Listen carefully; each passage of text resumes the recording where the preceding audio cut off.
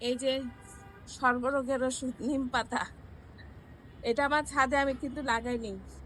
এটা পাখির কাজ এমনি এমনি হয়ে গেছে। কিছু ডাল ছেটে দিচ্ছি আজকে। এই পাতাগুলি ফেলবো না। ডাল কাটার পর ছিঁড়ে ছিঁড়ে নিচ্ছি, এগুলি রোদ্রে শুকাবো। আওয়াজ শোনা যাচ্ছে? মচমচো হয়ে গেছে। ছাদে যে আমার একটা নিম গাছ আছে, কয়দিন আগে ডাল ছেটেছিলাম, ওই পাতাগুলো আমি রোদে শুকিয়ে নিয়েছি। তো এটা মাটির সাথে মিশিয়ে আমি গাছে দিয়ে দিব। হয়ে গেল আমার নিম খোল।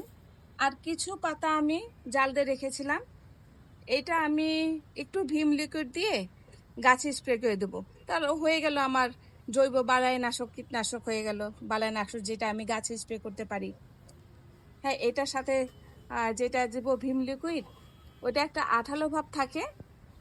ওটা যদি মিলিবাগ বসে, মিলিবাগ খুব একটা মানে বাজে একটা জিনিস, যে মিলিবাগ হলে আর যেতে চায় না। তো এটা যদি আমি করি, গাছে স্প্রে করি, মিলিবাগটা আর হবে না।